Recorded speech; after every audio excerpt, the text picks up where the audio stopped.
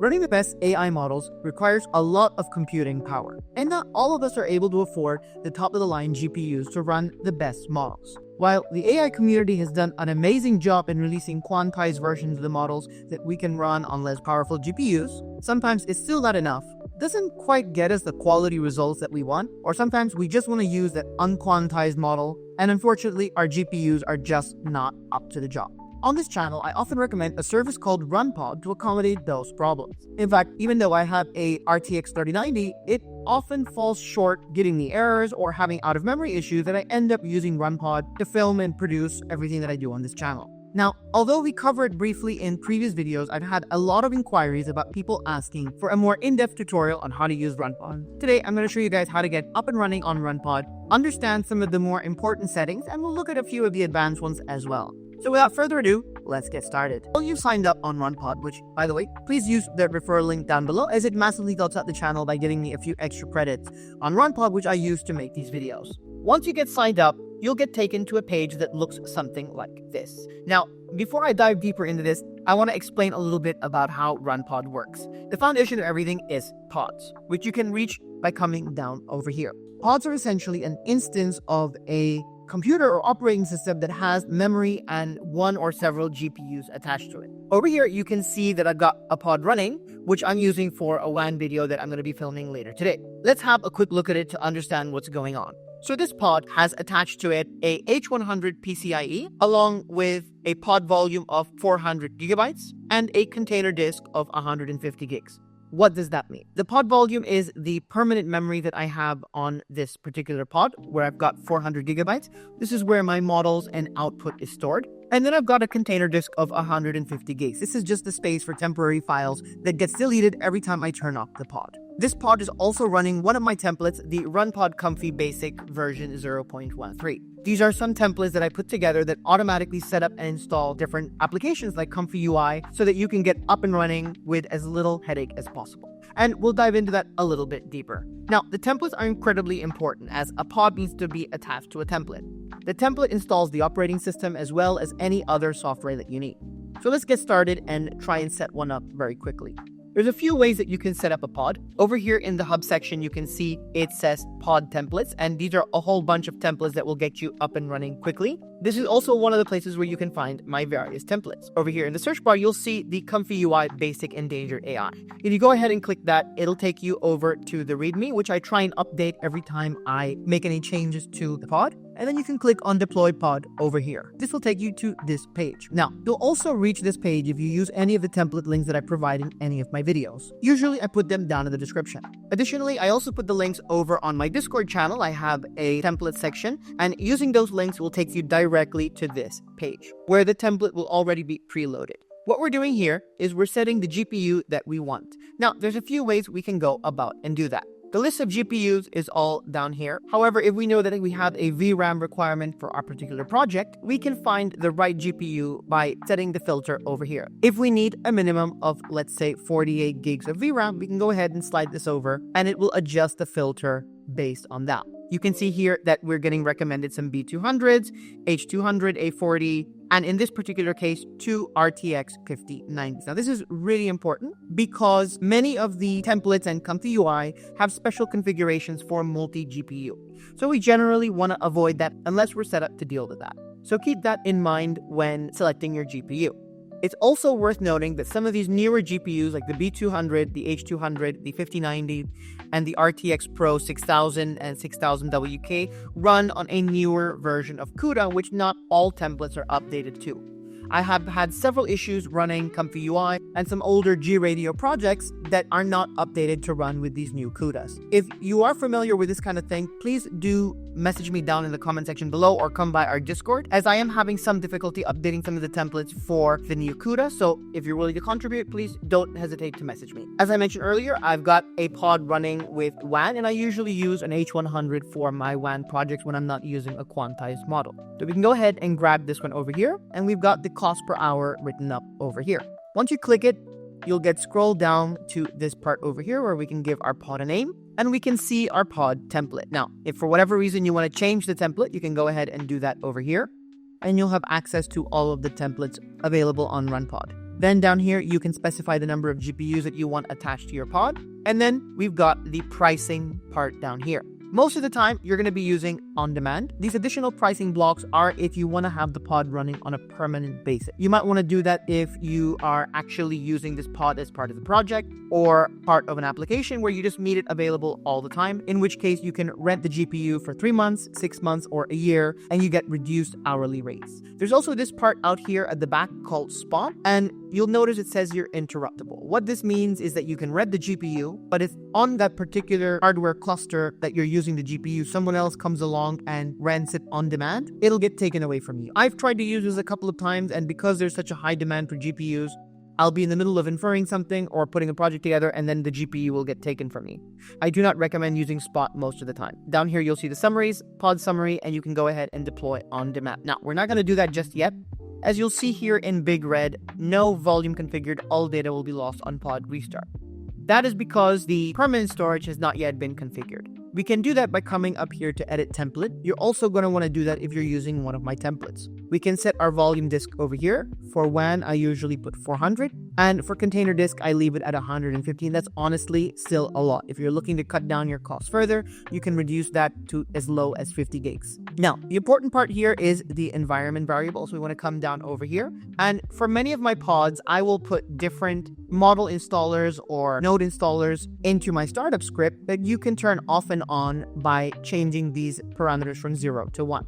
You can see here I've got all of the WAN ones, including the new WAN 2.2 Lightning and the WAN 2.2 Funvase. If you want to install them, go ahead and set them to 1. For WAN 2.2, I've got this main one here, which installs all of the common models. And then from here, you can pick whether you want the image to video FP16, image to video FP8, text to video FP16 and FP8, as well as the LoRAs. If you wanted to have the full suite, you would just grab all of these, set them to 1, set the overrides, and you're good to go. You can deploy on demand. Once you click on that, your pods page will look a little bit like this. We can go ahead and click here to see the different settings. You can jump into logs, which will show you what's happening in the pod. You can see here this particular pod is still downloading the models. If you do put a lot of the models and nodes on that you want to have installed, this take a little bit of time. A full WAN 2.2 installation can take about 20 minutes to download all the models. But the beauty of this is once you've got the pod set up, let's say you've been working on it for an hour, you can go ahead and click stop. That will put the pod to sleep,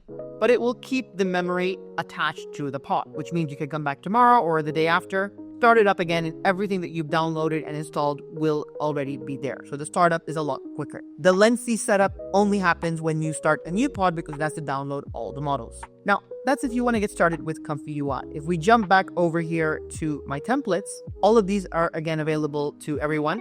You'll see that I've also got some templates for ForgeUI, FramePack, Infinite U, Instant Character, the Musubi Tuner setup, which I talk about in my most recent video on how to fine-tune a WAN 2.2 LoRa. You can use any of these and they will set up a G-Radio UI where you can get it up and running with whatever GPU you want. Now, coming back to the pods, there are a few issues when you set up a pod and run it like this on RunPod. The way RunPod works is when you pick up a GPU, it's part of a piece of hardware that contains multiple GPUs. The memory you assign to that GPU is connected in that single machine. Let's say that you've set up this particular pod and tomorrow you want to come back and use the same pod. You might sometimes find that there's no GPUs available. That's because in that particular piece of hardware, all the GPUs had been used up by someone else. So the only option that you have in that moment is you need to wait for one of those GPUs to get freed up. RunPod has another option for that called network pods. So if we come back up here to deploy, we can set up everything in exactly the same way. However, before you submit everything, you'll see up here a network volume section. If you click this up here, we can add a network volume where we can pick the data center that we want that module to be in. What we're doing here is we are picking a data center and setting some memory available in that data center that we can then attach to different pods. The challenge with this is that not all the data centers have all the GPUs. To explain that better, if we come here to the deploy a pod page, you can see here that we've got all the GPUs available. We're not really caring about in what data center, we just pick what we want and RunPod will pick the best data center for us. However, the limitation is whatever storage we set up with that pod is going to be linked to that particular data center and that particular kind of cluster of GPUs. If we come over to this particular data center in the United States and Canada, you'll see that we've got RTX 4090s, 5090s, H200, RTX, and so on. And you'll see here that we've got these colors showing us the level of availability. So in this particular data center, we've got 4090s, 5090s, H200s, and so on, but the availability is low. So you want to find the data center that is going to have the GPUs that you want to use. This Europe one is very good, as it has a good variety of GPUs, high volume of 4090s, 5090s, and so on. So we're going to go ahead and grab that. We can give this volume a name. I'm just going to call it volume 1, and we can give it a size. This is the equivalent of the permanent storage when setting up a pod.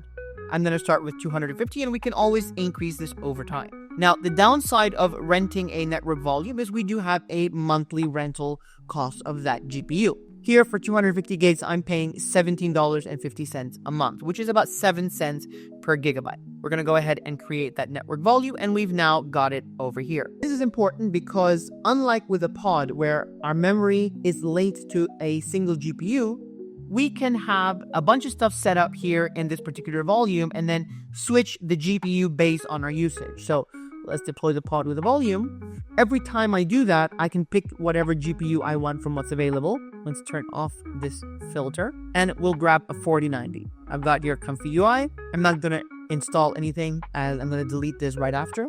But I could deploy this on demand, right? So we're going to deploy this, and we'll see here that the pod is initializing. Now, let's say I do some stuff, I'm done with it, I go ahead terminating the pod. That pod is deleted, but whatever I saved into that memory, whether it's models, whether it's images or videos that I created, is saved over here in the network storage. So this is a helpful solution if you want to experiment with different GPUs and you want to have perhaps some common models available across different projects. And those are the main things that you need to know about RunPod to get up and running with whatever project that you want in a relatively straightforward manner. Now, I did mention that we're going to cover some of the advanced stuff in RunPod, so I'm going to go through that relatively briefly. As I mentioned earlier, RunPod is a GPU rental service. Now, that doesn't mean that it's just for renting GPUs for you to run stuff on. You can also rep the GPUs for other projects and turn them into API endpoints, run multi-GPU projects, and so on. If you come over here to serverless, this is a place where you can set up API endpoints for certain GPUs. I am using some of these for my 𝘾𝙖𝙣𝙧 image and video generation platform, where when you generate, it sends a request over here to RunPod. I've got some serverless pods set up. It generates the image or video and sends it back to 𝘾𝙖𝙣 for you to use. So it's perfectly capable of acting as an AI backend for your service. They've also got a service here for fine-tuning, where you can set your Hugging Face base model, your access token, and deploy a fine-tuning pod so that you can train or fine-tune a model of your choice, and a cluster service for more complex applications and projects. Now, let's say you've got your pod up and running. There's a few things that you need to know before we finish up. Coming back to my ComfyUI pod, if you click over here, you'll see that there's a section called HTTP services. To access ComfyUI, you'll need to click the port 8888 HTTP service down here, and that will open up ComfyUI 40. The other extremely important thing you need to know is this port 8188, and that opens up Jupyter.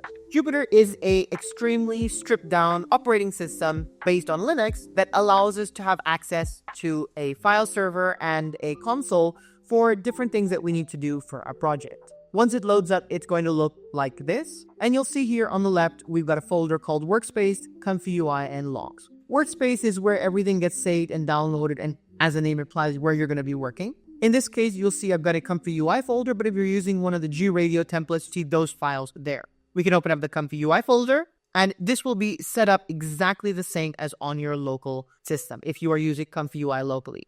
We've got our models folder over here where you can download and set up your diffusion models, your vase, etc. If we jump in here into vase, you can see that I've automatically downloaded the 2.1 and 2.2 WAN models. And that's what my templates do. They will download the models for you and install some custom nodes. If we jump in over here, custom nodes, you'll see that there's a few pre-installed. Now, coming back over to Workspace, you'll see here on the right, there's a few shortcuts. The most important one that you're going to need is this one, terminal.